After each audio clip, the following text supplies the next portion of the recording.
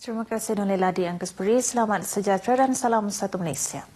Seorang pegawai bank di Kuching ditahan polis pagi tadi bagi membantu siasatan kerana mengeluarkan ancaman bunuh terhadap penjawat awam dalam akaun Facebooknya minggu lepas. Menurut Ketua Jawatan Siasatan Jenayah IPK Sarawak, SAC Datuk Dev Kumar, suspek lelaki berusia 34 tahun itu ditahan di rumahnya di BDC kira-kira pukul 11 pagi tadi. Suspek sebelum ini dikatakan mengeluarkan kata-kata fitnah dan mengancam membunuh kaki tangan awam yang terlibat dalam operasi membasmi anjing gila dan liar di Sarawak. SAC Datuk Dev turut mendedahkan beberapa barangan milik suspek turut dirampas termasuk telefon bimbit. Tambahnya, polis kini juga sedang giat mengesan seorang wanita yang mengeluarkan kenyataan serupa untuk tindakan lanjut.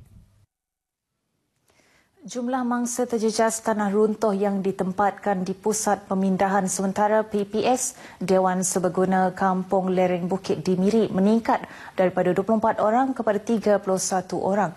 Ahli Dewan Undangan Negeri Piasau Datuk Sebastian Ting berkata mangsa terlibat terdiri daripada 10 buah keluarga termasuk 6 kanak-kanak dan 3 bayi. Katanya, kesemua mangsa yang tinggal berhampiran tanah runtuh itu dinasihatkan untuk mengosongkan rumah masing-masing buat sementara waktu sebagai langkah berjaga-jaga ekoran cuaca yang masih tidak menentu ketika ini. Bercakap kepada pemberita ketika meninjau lokasi tanah runtuh di Kampung Lereng Bukit petang tadi, katanya insiden itu perlu diberi perhatian serius oleh kementerian dan agensi berkaitan, terutama dalam mengenal pasti punca dan langkah terbaik bagi menyelesaikan masalah berkenaan. So probably now we will have to ask the government agencies, especially the experts, to come here and see the movement of the earth. Because when we have heavy downfall, memang itu tengok ini memang takutlah. So people staying here also worried. We are also worried for them. Yeah. So probably the Ministry of Works, federal side, the geoscience will come over and then do a proper study and see what are the steps to be taken. Sementara itu, Datuk Bandar Miri, Adam Yee, memberitahu pihaknya akan memohon khidmat pakar bagi mengenal pasti punca kejadian termasuk sistem peparitan selain menghantar kaki tangan untuk membersihkan kawasan terjejas tanah runtuh. Penduduk yang ditemui memberitahu kejadian itu mengundang kebimbangan mereka, terutama jika keadaan hujan lebat masih berterusan. Kalau kita lihat air turun dari bukit udah kuning, berarti tanah yang udah ikut turun itu. Kalau tak air itu masih putih, okey itu belum. Itu yang dia punya tanda kalau mau tanah itu susu dan selain. Berapa tempat yang kena? Masa ini baru inilah kalau ikut tengah bukit dua tempat lah. Asal sebelah nu lah. Belah nu belah tu lah. Dua buah ya. Tapi yang belah nun belum sampai lagi. Yang sini sudah sampai semalam kira-kira jam 10:30 antaranya malam tadi. Sementara itu, 5 penduduk terjejas banjir Kampung Pujut, Tanjung Batu yang ditempatkan di PPS Masjid Darul Ehsan, Piasau Jaya malam tadi telah dibenarkan pulang ke rumah masing-masing pukul 10.30 pagi tadi. Hospital Petra Jaya di Kuching yang pembinaannya tertangguh kerana masalah daripada pihak kontraktor diharap dapat disiapkan pada Jun tahun ini.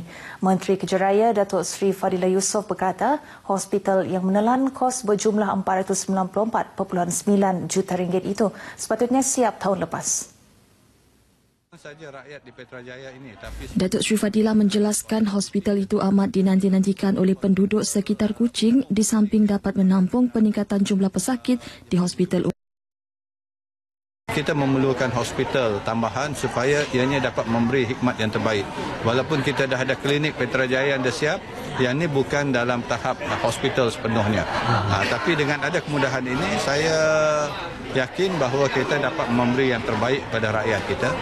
Datuk Seri Fadila memberitahu media selepas merasmikan program belia dan komuniti bersama pemimpin di pekarangan Surau Al-Ansar Taman Yin Yin Kuching.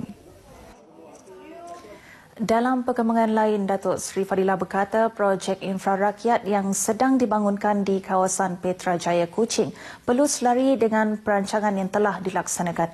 Jelas beliau populasi di kawasan itu yang meningkat sepanjang 10 tahun ini menuntut agar keperluan asas dan juga pembangunan fizikal ditambah. Datuk Sri Fadila yang juga Ahli Parlimen Petrajaya berkata, ke arah itu perancangan jangka masa panjang, pendek dan sederhana perlu diambil untuk mengimbangi kepesatan pembangunan di kawasan itu. Justru satu perbincangan dengan Jabatan Kerja Raya JKR, Jabatan Pengairan dan Saliran DID dan Dewan Bandaraya Kuching Utara DBKU telah dijalankan bagi mengatasi masalah banjir kilat di Petrajaya Kuching yang kini pesat membangun. Ianya bukan satu kerja yang mudah disebabkan untuk peparitan ianya memerlukan jaringan aliran air yang mesti selari supaya kita dapat mengeluarkan air dengan kadar yang cepat. Ini yang memerlukan perancangan yang agak segera. Ujar beliau, untuk penyelesaian jangka masa pendek sejumlah RM70 juta diperlukan untuk membina sistem perparitan di kawasan Tupong dan sebahagian kawasan di Samariang. Saya mengharapkan penduduk kita akan memahami bahawa ada perkara yang dapat kita selesaikan dengan segera, ada yang mengambil masa disebabkan masalah teknikal dan di samping memerlukan peruntukan yang besar, kita akan insya-Allah akan dapat menyelesaikan dalam waktu yang terdekat dan juga jangka panjang nanti. Beri kita peluang untuk menyelesaikan masalah tersebut. Pergerakan Pemuda Parti Demokratik Progresif PDP telah bersiap siaga membantu parti itu dan Barisan Nasional BN menghadapi pilihan raya umum PRU ke-14. Malah gerak kerja di peringkat akar umbi khususnya di 4 kawasan milik PDP iaitu Baram, Bintulu, Seratok dan Mas Gading telah dikukuhkan sejak 2016.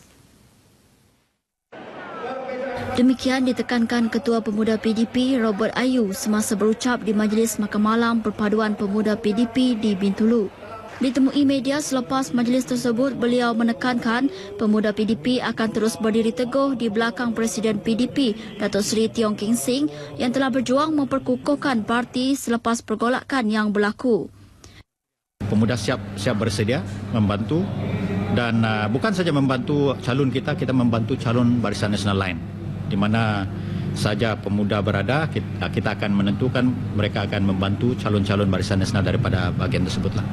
Sementara itu, Datuk Seri Tiong King Sing yang juga Ahli Parlimen Bintulu mengingatkan pemuda dan ahli PDP supaya bersatu dan bersedia menghadapi PRU 14. Katanya kemenangan di kerusi Parlimen Baram, Bintulu, Seratok dan Mas Gading perlu dipertahankan. Seramai lebih 2,000 pemuda dan ahli PDP hadir dalam majlis tersebut yang bertemakan bersatu dalam kepelbagaian. Pelaksanaan rancangan pembangunan di bawah Dasar Ekonomi Baru, Dasar Pembangunan Negara dan Dasar Wawasan Negara ternyata telah banyak membantu kerajaan dalam mengurang seterusnya membasmi kemiskinan. Ahli Parlimen Kanawit Dato' Aaron Agodagang memberitahu pelaksanaan dasar-dasar tersebut merupakan agenda utama kerajaan dalam mensejahterakan rakyat dan membangunkan negara. Jelasnya, matlamat utama pengubalan setiap dasar itu adalah untuk mengekalkan perpaduan masyarakat berbilang kaum yang telah terjalin selama ini. Berucap di Majlis Perasmian Program YFM Datai Nemuai 2018 di Rumah Seli Nanganungun, Ngemah Kenawit, Dato' Aaron turut menyeru masyarakat di negeri ini agar memberi sokongan penuh terhadap strategi ekonomi digital Sarawak 2018-2022 sebagai platform dalam meningkatkan pendapatan dan taraf hidup rakyat. Program YFM Datai Nemuai Anjuran YFM IBAN merupakan salah satu program RTM dalam mendekati rakyat, seterusnya menyampaikan dasar-dasar kerajaan dan maklumat secara langsung. Di samping itu, penganjuran program itu juga bertujuan mendapatkan rakaman adat asal dan budaya masyarakat IBAN sebagai usaha berterusan mempertahan dan mengekalkan budaya IBAN. Dalam program itu, pelbagai aktiviti dijalankan termasuk sukaneka, pameran oleh agensi kerajaan, penyerahan alat pemadam api oleh Jabatan Bomba dan Penyelamat Kenawit dan pemeriksaan saringan kesihatan.